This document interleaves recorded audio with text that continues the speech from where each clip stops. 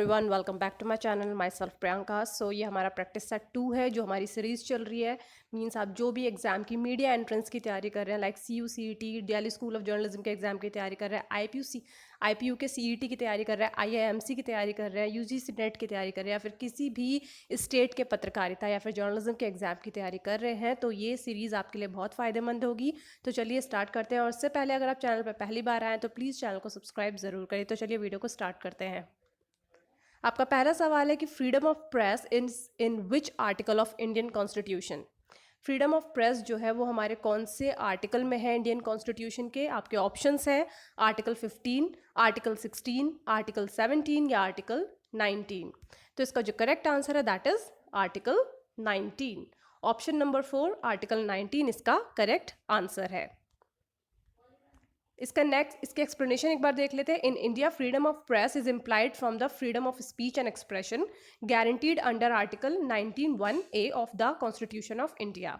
हमें पता है कि आर्टिकल 19 में जो है freedom of speech and expressions की बात की जाती है, उसी के 19(1)(a) में जो है फ्रीडम ऑफ प्रेस जो है आता है। साथ ही article 19(1)(a) says that all citizen shall have the right to freedom of speech and expression. Means हर इंसान के पास बोलने का और एक्सप्रेस करने का हक है, but this right is subject to reasonable restrictions imposed on the expression this right for certain purpose under article 19(2)। और आर्टिकल 19 के सेकंड उसमें बोला गया है कि इसके ऊपर कुछ रिस्ट्रिक्शंस भी इम्पोज किए गए हैं। तो आर्टिकल 19 में ही आपका फ्रीडम ऑफ प्रेस आता है, फ्रीडम और राइट टू स्पीक आता है, फ्रीडम ऑफ स्पीच आता है, फ्रीडम ऑफ एक्सप्रेशंस आता है। नेक्स्ट क्वेश्चन है abolishment of untouchability comes under which article. Options are article 17, article 18, article 19 और आर्टिकल 20। तो आपका जो करेक्ट आंसर है that is option number A article 17। Article 17 में जो है abolishment of untouchability means untouchability का जो एंड है वो जो डिस्कस किया गया वो आर्टिकल 17 में किया गया है। In Article 17, it is said that untouchability is abolished and it is practiced in any form is forbidden. Means untouchability को ख़त्म किया गया, साथ ही अगर एक किसी भी तरीके से देखने को मिली तो वो बिल्कुल मना है, वो ऑफेंस है।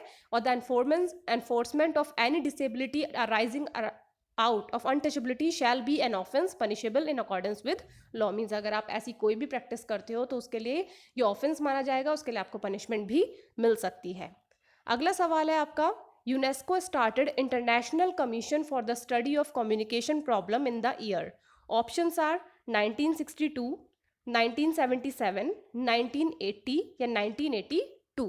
तो इसका जो करेक्ट आंसर है that is option number B 1977। 1977 में यूनेस्को ने जो है वो इंफॉर्मेशन टेक्नोलॉजी मतलब जो प्रॉब्लम्स आ रही थी उसके समाधान के लिए international commission for the study of communication problem start किया था, बनाया था, गठित किया था। तो उससे पहले अगर आप ये सभी सवाल हिंदी में करना चाहते हैं तो आप LNC हिंदी में जाकर इस प्रैक्टिस सेट को कर सकते हैं। वहाँ पे भी यही सवाल होंगे, लेकिन वो हिंदी में मैं वहाँ पे कराऊंगी और आप उसका लिंक जो है मैं आपको डिस्क्रिप्शन में दे दूंगी। आपका नेक्स्ट सवाल है कि first chairman Sean MacBride of international commission for the study of communication problem was earlier a foreign minister of which country. मतलब जो हमने इससे पहले वाले सवाल में इंटरनेशनल कमीशन की बात करी थी स्टडी ऑफ कम्युनिकेशन प्रॉब्लम की जो यूनेस्को ने गठित किया था, उसका जो फर्स्ट चेयरमैन बने थे सीन मैकब्राइड, वो इसके चेयरमैन बनने से पहले एक कंट्री के जो है विदेश मंत्री भी रह चुके थे। तो वो कौन सी कंट्री के थे? ये थे हॉलैंड के, पोलैंड के, आयरलैंड के या इंग्लैंड के। तो इसका जो करेक्ट आंसर है that is option number C Ireland. वो आयरलैंड के भी फॉरेन मिनिस्टर रह चुके थे। आपने मैकब्राइड कमीशन के बारे में पढ़ा होगा, तो वो जो है ये जो कमीशन था इसके बाद ही गठित किया गया था। उन्होंने एक रिपोर्ट जो है मैकब्राइड कमीशन ने जो है दी थी, वो इसका नाम था मैनी वॉइस वन वर्ल्ड।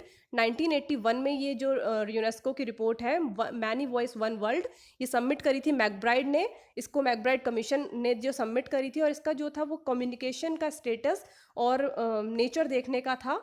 जो भी आपकी डेवलप्ड या डेवलपिंग कंट्रीज है उनमें it analyse the communication problem in modern societies particularly in mass media and news. तो ये उसी के लिए जो है गठित किया गया था, और उसमें ही चेकआउट करने के लिए कि क्या क्या प्रॉब्लम फेस करनी पड़ रही है कम्युनिकेशन में, उस सब का रिजॉल्व करने के लिए इस का जो है गठन किया गया था। Next question, the World Conference on Human Rights was held by the United Nations on 25th Jan 1993 at, जो सबसे बड़ी वर्ल्ड कॉन्फ्रेंस हुई थी ह्यूमन राइट्स पे, पहली कॉन्फ्रेंस जो थी वो 25 जून 1993 को हुई थी। तो वो कहाँ पर हुई थी? क्या options are Vienna Austria, Paris France, ये राजधानियां हैं इन सबकी, उसके आगे उसकी कंट्री लिखी है। वीना ऑस्ट्रिया में हुई थी, पेरिस के फ्रांस में हुई, फ्रांस के पेरिस में हुई थी, या स्वीडन के स्टॉकहोम में हुई थी, या डेनमार्क के कोपेनहेगन में हुई थी। तो इसका जो करेक्ट आंसर है that is Veena Austria, option number A, Veena Austria में जो वर्ल्ड कॉन्फ्रेंस है ह्यूमन राइट्स की ये हुई थी। इसकी जो एक्सप्लेनेशन है वो देख लेते हैं। The world conference on human rights was held by the United nation in Veena Austria on 14 to 25 June 1993. It was the first human right conference held.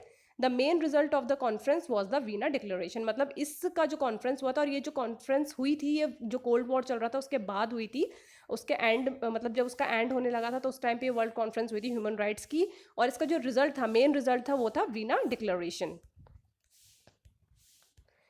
Next question है कि when was the idea of human right first proposed इन, ये जो है यहाँ पे गलत type हो गया, ये इंडिया की बात नहीं है क्योंकि यहाँ पे ईयर्स जो है गलत लिखे हुए हैं। अगर इंडिया की बात करेंगे तो ये अभी का नहीं होगा, ये अमेरिका की है। अमेरिका में जो है ह्यूमन राइट की पहली बार बात कब की गई थी? तो इसके ऑप्शंस हैं 1976, 1977, 1978 या 1797। तो इसका जो करेक्ट ऑप्शन है दैट इज ऑप्शन नंबर ए, 1776। 1776 में जो अमेरिका में जो है ह्यूमन राइट्स का आइडिया जो है पहली बार प्रपोज किया गया था। ये कब? 1776 में जो थॉमस जेफरसन थे, उन्होंने जो फिलॉसफी ऑफ ह्यूमन राइट है ये बताई थी कि हम सब जो हैं वो इक्वल हैं, हम इक्वली क्रिएट किए गए हैं, हमारे राइट्स इक्वल हैं, और हमारी लाइफ, हमारी हैप्पीनेस, हमारी लिबर्टी सब कुछ इक्वल है, तो हमारे में भेदभाव नहीं होना चाहिए। तो अमेरिका में पहली बार ये ह्यूमन राइट का जो आइडिया था, जो ये प्रपोज किया था 1776 में, किसने उठाया था? थॉमस जेफरसन ने। इसके बाद अगर आप करंट अफेयर्स करना चाहते हो या फिर कोई भी एक्स्ट्रा नॉलेज के लिए आप मुझे इंस्टाग्राम पे फॉलो कर सकते हो। इसकी जो लिंक है वो डिस्क्रिप्शन में आपको मिल जाएगा, साथ ही इसका जो पीडीएफ है वो आपको टेलीग्राम में मिल जाएगा, उसका लिंक भी आप डिस्क्रिप्शन में देख सकते हो। हमारा जो 7th क्वेश्चन है that is right to speak comes in which article? Article 15, article 19, article 21, article 23। तो इस सबसे पहला वाला क्वेश्चन जो हमने किया था वो उसी से उसका आंसर है ये, तो ऑप्शन नंबर बी, आर्टिकल 19 इसका करेक्ट आंसर है, क्योंकि आर्टिकल 19 में ही हमें बोलने की, एक्सप्रेशन की, फ्रीडम ऑफ प्रेस की, राइट टू स्पीक, हर चीज़ की जो आज़ादी है वो हमारी किस में बात की गई है? आर्टिकल 19 में बात की गई है उसकी। 8th क्वेश्चन है which article is regarded as the soul of Indian constitution? अगर आपने मेरी कल वाली वीडियो देखी है तो उसका आपको आंसर पता होगा, क्योंकि उसका मैंने उसमें कराया था कि सोल ऑफ इंडियन कॉन्स्टिट्यूशन किसे कहा जाता है, और कितने सारे मैंने आपको बताए थे कि कौन विद्वान किस सोल, किसे अपने जो है इंडियन कॉन्स्टिट्यूशन की सोल मानता है। तो वैसे इसमें ऑप्शंस के अकॉर्डिंग आपको अपना आंसर देना है, उसमें ऑप्शंस अलग थे इसलिए उसकी सोल अलग थी, और इसमें ऑप्शंस अलग है तो उसमें बताना है कि कौन सी वो सोल है। तो इसके ऑप्शंस है right to freedom, right to equality, right to constitutional remedies, या राइट टू प्रॉपर्टीज। तो इसका जो करेक्ट आंसर है that is option number C, right to constitutional remedies. Article 32 में ये आता है, राइट टू कॉन्स्टिट्यूशनल रेमेडीज, और इसे जो है सोल कहा जाता है इंडियन कॉन्स्टिट्यूशन का। जो हमने कल वाली सीरीज करी थी उसमें जो क्वेश्चन था उसमें हमने प्रियम्बल को बताया था सोल इंडियन कॉन्स्टिट्यूशन की। इस क्वेश्चन में जो है ऑप्शन आपके जिस हिसाब से है उसमें राइट टू कॉन्स्टिट्यूशनल रेमेडीज को जो है आर्टिकल 32 को सोल कहा गया, हार्ट एंड सोल कहा गया इंडियन कॉन्स्टिट्यूशन का।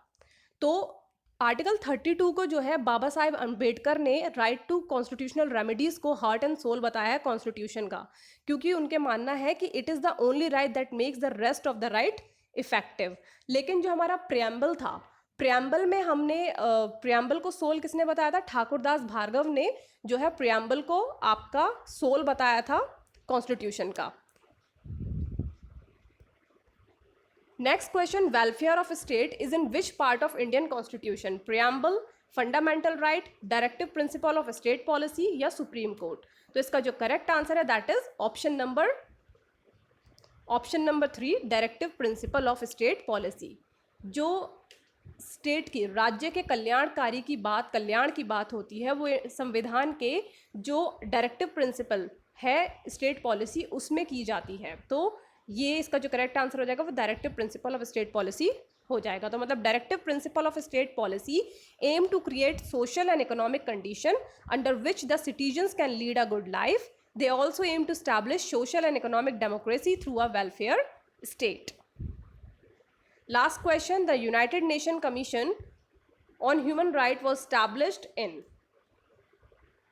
तो इसके ऑप्शंस हैं 1944, 1946, 1947 या 1948। तो इसका जो करेक्ट आंसर है that is 1946। Option number B इसका करेक्ट आंसर है। 1946 में जो है United Nation commission on human rights वो इस्टेब्लिश किया गया था। तो ये हमारे आज के सवाल हो गए। आई होप आपको वीडियो अच्छी लगी होगी। हम इसी तरीके के सवाल आगे की सीरीज़ में करते रहेंगे। और वीडियो पसंद आई तो प्लीज़ लाइक करें, चैनल को सब्सक्राइब करें, शेयर करें वीडियो को ज़्यादा से ज़्यादा। Thank you so much.